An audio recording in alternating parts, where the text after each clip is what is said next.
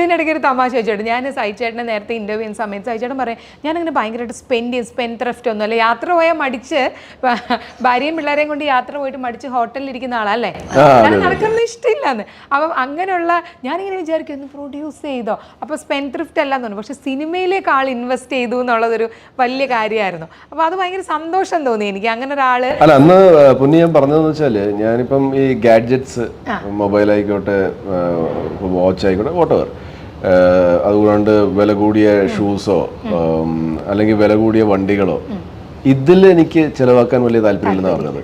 ഞാൻ ഒരു പ്രീമിയം വണ്ടി മേടിച്ചതിന്റെ കാരണം എൻ്റെ അച്ഛൻ ആക്സിഡന്റിലാണ് മരിച്ചത്. അതുകൊണ്ടാണ് ഞാൻ കുറച്ചുകൂടെ സേഫറായിട്ട്, വെച്ചാൽ എനിക്ക് ഒരുപാട് ട്രാവലിംഗ് ഉണ്ടല്ലോ, അപ്പോൾ ഞാൻ കുറച്ചുകൂടെ സേഫ് ആകാൻ വേണ്ടിയിട്ടാണ് ഞാൻ അങ്ങനത്തെ ഒരു വണ്ടി മേടിച്ചത്. അല്ലെങ്കിൽ അങ്ങനത്തെ ഒരു വണ്ടി മേടിക്കേണ്ട ആവശ്യമില്ല എനിക്ക്. ഞാനൊരു 15 ലക്ഷം രൂപയുടെ അല്ലെങ്കിൽ 10 ലക്ഷം രൂപയുടെ വണ്ടിയിൽ ഞാൻ ഹാപ്പിയാണ്. പിന്നെ ഗാഡ്ജറ്റ്സ് ഇപ്പം നമ്മുടെ ചില സുഹൃത്തുക്കളൊക്കെ നമുക്ക് ഗിഫ്റ്റ് തരാറുണ്ട്. നമുക്ക് വളരെ അടുത്ത് പരിചയമുള്ള ആൾക്കാരും അല്ലെങ്കിൽ നല്ല നല്ല ഫ്രണ്ട്സും ഒക്കെ. അപ്പം അങ്ങനെ കിട്ടുന്നതാണ്. ഇപ്പം എൻ്റെ കയ്യിൽ എന്തെങ്കിലും ഒരു ഗാഡ്ജറ്റ്സ് ഭയങ്കര കോസ്റ്റ്ലി ആയിട്ട് കണ്ടിട്ടുണ്ടെങ്കിൽ ഞാനത് ഒരിക്കലും മേടിച്ചതല്ല. ഇതൊക്കെ എനിക്ക് ആരെങ്കിലും തന്നതാണ്.